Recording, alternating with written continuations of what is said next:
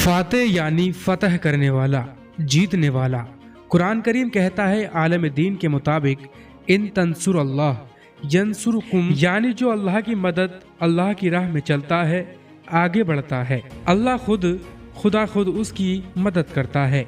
Iran के supreme leader Ayatollah Ali Khamenei ने भी इस बात को अक्सर दोहराते रहे हैं, क्योंकि ईरान में एक मौजूजा, एक चमत्कार की चर्चा, दास्तान अक्सर दोहराई जाती है, कही जाती है। बात इसी दौर की है। ईरान के बहुत बड़े साइंटिस्ट हसन तेहरानी मुकद्दम, जिन्हें वहाँ का मिसाइल मैन भी कहा जाता है, जब रूस गए तो वहाँ उन्होंने एक मिसाइल देखी। वहाँ उन्होंने एक ऐसी मिसाइल देखी जिसकी खासियत ये थी कि वो 300 किलोमीटर तक मार करने की सलाहियत रखती थी। उस दौर में टेक्नोलॉजी के हिसाब से 300 किलोमीटर भी बहुत एडवांस हुआ करता था। उन्होंने रशिया से वो मिसाइल मांगी, लेकिन रशिया ने उसकी तकनीक देने से मना कर दिया, ये कहते हुए कि आप लोग तो रिवर्स इंजीनियरिंग में माहिर हो, इसके वर्जन बना डालोगे, हम इसे नहीं दे सकते। बताया जाता है कि हसन तेहरानी ईरान तो वापस आ गए, लेकिन उनके दिलो दिमाग पर वो मिसाइल जैसे बस चुकी थी। उन्होंने अपनी टीम के साथ इसी तरह की एक मिसाइल बनाने पर काम शुरू किया। सरकार की बाकायदा परमिशन लेकर बहुत कोशिश करने के बावजूद मिसाइल में वो सलाहियत डेवलप ही नहीं हो पा रही थी जो 300 किलोमीटर दूर तक मार कर सके। लेकिन मिसाइल साइंटिस्ट हसन तेहरानी मुकद्दम हार नहीं मान रहे थे। वो कोशिश करते रहे। काफी वक्त गुजर गया, फॉर्मूला मिल ही नहीं रहा था। इस बीच हसन तेहरानी ईरान के शहर मशा गए, जहाँ पर इमाम रजा का रोज़ा है। साइंटिस्ट हसन तेहरानी दुआ करते हैं, रोज़े पर उनकी दोनों आंखें बंद हैं। जैसे ही आंखें खुलती हैं, देखा सामने एक बच्ची पेंटिंग बना रही है। देखते क्या है, पेंटिंग में एक मिसाइल बनाई जा रही है। हसन पेंटिंग को देखते ही रह जाते हैं। कुछ अलग किस्म का डिजाइन था। वो हसन तेहरानी वापस तेहरान लौटते हैं और उस पेंटिंग वाले डिजाइन पर टीम के साथ काम करना शुरू करते हैं। हम नहीं कहते, लेकिन ईरान में ये चर्चा चलती है कि उस पेंटिंग वाले डिजाइन पर काम करते हुए मिसाइल मैन हसन तेहरानी और उनकी टीम ने कुछ ही दिनों में फतह हासिल कर ली। जी हाँ, वो 300 किलोमीटर से ज्यादा मार करने वाली तकनीक को डेवलप कर चुके थे। इसका नाम रखा गया फातेह, यानी जीतने वाला। कहा जाता है कि ईरान ने फातेह 110 पर 1995 में काम शुरू किया था और साल 2000 आते आते इसे ईरानी फौज में शामिल कर लिया गया। आज तक ईरान इसके कई एडवांस वर्जन तैयार कर चुका है। ये सतह से सतह पर मार करने वाली बैलिस्टिक मिसाइल है। ईरान ने और आगे बढ़ते हुए बाद में फातेह 2 की सीरीज भी लॉन्च की, जो हाइपरसोनिक मिसाइलें हैं। ये अभी भी डेवलप की जा रही हैं और मुस्तकबिल में इनके और वर्जन आएंगे।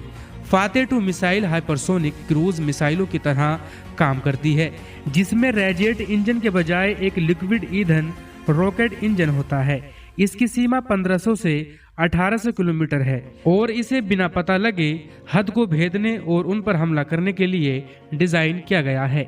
इसी सोमवार यानी मंडे को हिजबुल्लाह ने इजराइल की राजधानी तेल अवीव पर जबरदस्त हमला किया। कहा जा रहा है कि इनमें फातेह 110 मिसाइलों का इस्तेमाल किया गया था। ये भी दावा किया गया कि ये मिसाइलें इजराइल के एयर डिफेंस सिस्टम को भी गच्चा दे गईं और तेल अवीव में खासी तबाही मची। सोशल मीडिया पर एक न्यूज एजेंसी के हवाले से इसकी तस्वीरें और वीडियो भी शेयर किए गए हैं। तो इजराइल को लेकर अब बेहद गुस्से में है हिजबुल्लाह और उसने फातेह सीरीज की मिसाइलों से उस पर अटैक करना शुरू कर दिया है। इसका मतलब ये भी है कि इजराइल के जरिए रोकने की तमाम कोशिशों के बावजूद फातेह मिसाइल लेबनान पहुंच गई है, या फिर हिजबुल्लाह ने लेबनान में ही ईरान की इस टेक्नोलॉजी को अपने तरीके से डेवलप किया है। हिजबुल्लाह फातेह को इसलिए भी इस्तेमाल करता है क्योंकि कहा जाता है कि लेबनान की बॉर्डर से इजराइल का कोना कोना फातेह की जद में आता है। एक खास चर्चा और होती है एक्सपर्ट के बीच कि फातेह मिसाइल को इजराइल का एयर डिफेंस सिस्टम यानी आयरन डोम वगैरह पकड़ नहीं पाते हैं। जब इसे हिजबुल्लाह ने दागा है, इजराइल को भारी नुकसान उठाना पड़ा है। कहा जाता है कि ईरान के मिसाइल मैन और फातेह बनाने वाले हसन तेहरानी को ईरान के दुश्मनों ने कत्ल कर दिया, लेकिन उनकी कब्र पर आज भी लिखा हुआ है इजराइल नाबूद हो जाए। इस बीच मीडिया रिपोर्ट्स पर यकीन करें तो ये भी खबर आ रही है कि गजा पर 1 साल तक लगातार बमबारी करने के बाद इजरायली पीएम बेंजामिन नेतन्याहू ने हार मान ली है। जी हाँ, हमास के कैद में अपने बंधकों को वापस लाने के लिए उन्होंने नए ऑफर की पेशकश की है। प्रधानमंत्री बेंजामिन नेतन्याहू ने एक वीडियो संदेश जारी कर कहा कि जो कोई भी गजा में बंधक बनाए गए लोगों को बाहर निकालेगा उन्हें इजराइल की ओर से $5 मिलियन का इनाम दिया जाएगा। चर्चा चल पड़ी है कि क्या इजराइल हताश हो गया है जो नेतन्याहू इनाम की लालच दे रहे हैं। इनके कार्यालय के मुताबिक ये वीडियो फिलिस्तीनी क्षेत्र के अंदर फिल्माया गया है। इस वीडियो में नेतन्याहू ने कहा कि जो कोई भी बंधकों को बाहर निकालेगा उसे हमारे साथ अपने और अपने परिवार के लिए गजा से निकलने का सुरक्षित रास्ता मिलेगा। कहा जा रहा है कि पीएम नेतन्याहू को सुरक्षा अधिकारियों ने बताया था कि बंधकों की रिहाई कूटनीतिक तरीके से या डिप्लोमेसी के जरिए ही हो सकती है।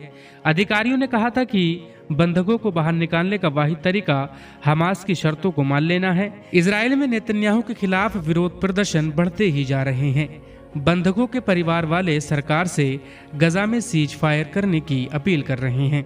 तो दोस्तों आज की वीडियो में इतना ही। आपको ये वीडियो कैसा लगा हमें कमेंट में जरूर बताएं। उम्मीद करता हूँ आपको ये वीडियो पसंद आया होगा। इस वीडियो के मुतालिक आप जो भी हमें सुझाव देना चाहते हैं, मशवरा देना चाहते हैं, वो जरूर दीजिए। हमें इस बात का इंतजार रहेगा।